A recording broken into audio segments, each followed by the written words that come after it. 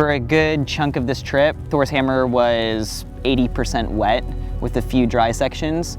So I had to train my body to like climb 9A plus when it was damp, and that was a hard thing to do. Hello. My name is Daniel Woods. We are in Flatanger. I've always wanted to come to Flatanger ever since I saw videos of Adamandra climbing here. Flatanger is an incredible place.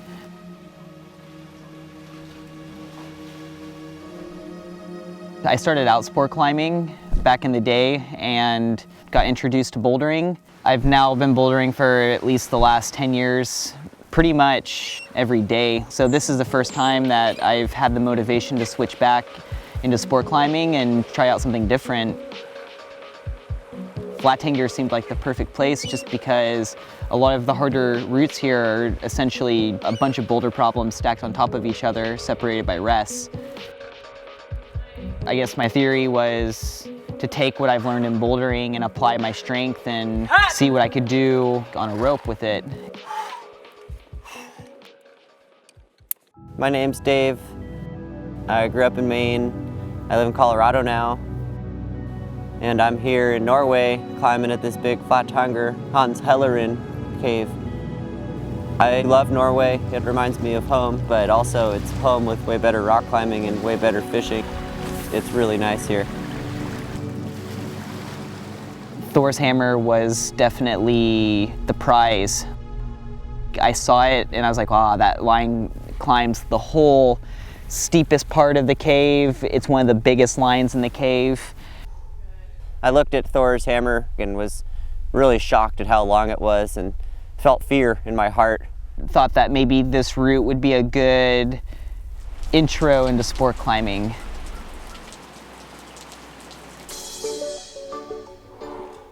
The V11 at the top is really powerful on in-cut crimps. That's the beauty about this, is the line's worth it, even if it's wet, so I'm gonna try everything to just get it done. Daniel came real close to doing Thor's hammer, which was real cool, but he had kind of the wrong beta, it seemed like, and he figured that out the hard way. I think I'm in deep now with this sport climbing game, pretty addicted to it. Definitely have a lot to learn. The one downside maybe climbing with Daniel is that you can't use a lot of his beta because it's just so darn powerful. Yeah, I go Gaston and then left foot on the smiley face. And then I bring my right toe up and go here, here, and then just go right foot, left foot out.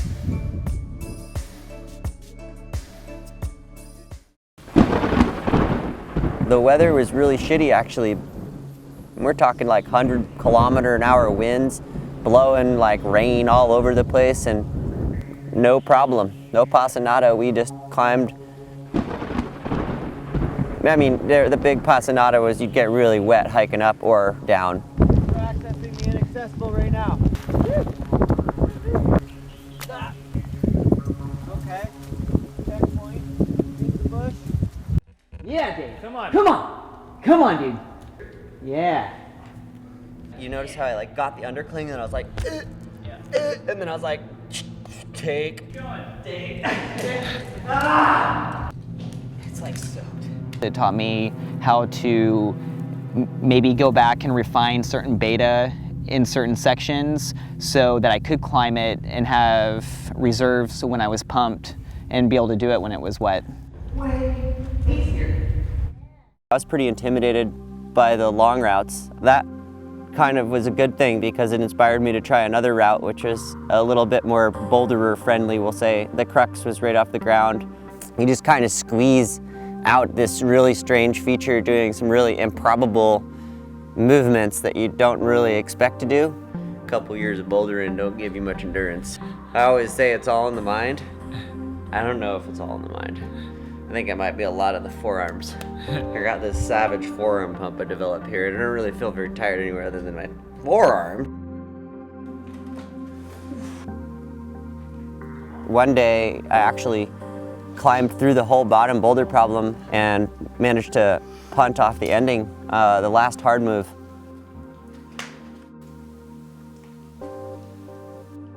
Come on.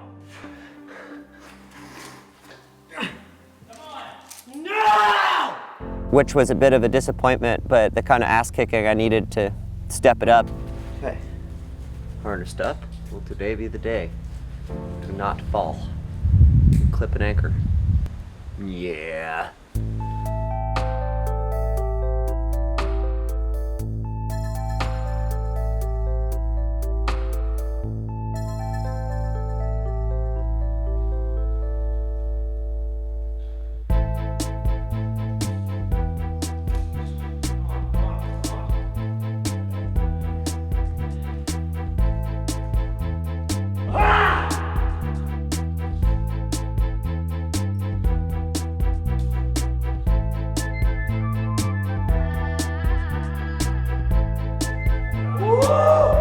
No matter what, still got really pumped in the forearms. Is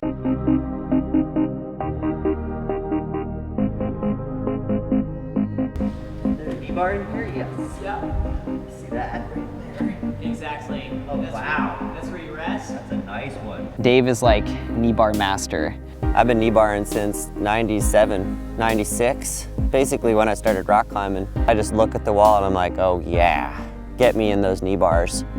This climbing area is so full of knee bars that it's what one would call a knee bar paradise. I accept the battle, the wet battle. Just gotta get a little bit more adapted and know it can go. I guess the confidence kind of started seeping in subtly.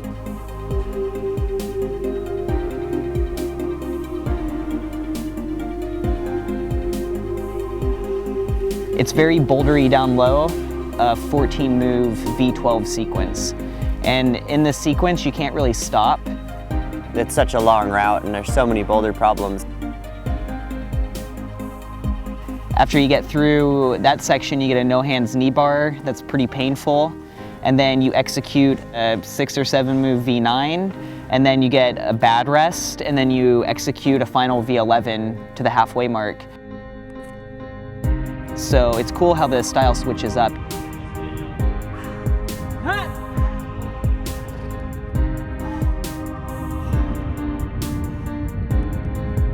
So the climbing style is something similar to the stuff I grew up climbing on, and also similar to a lot of the bouldering I do. And also it's really inspiring.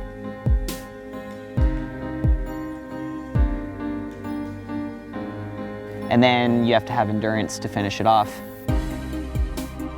When I sent Thor's hammer, I was on the wall for close to 45 minutes. Your body starts heating up, your mind starts racing, you kind of forget about some of the movements, but that's also the challenge and what makes it fun.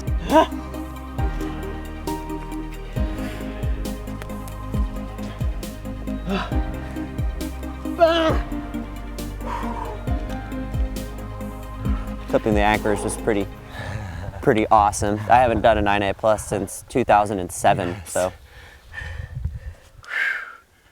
Woo! That feels good. Feels higher now. Boom. Hard earned, dude. Did good. Something happened in my body.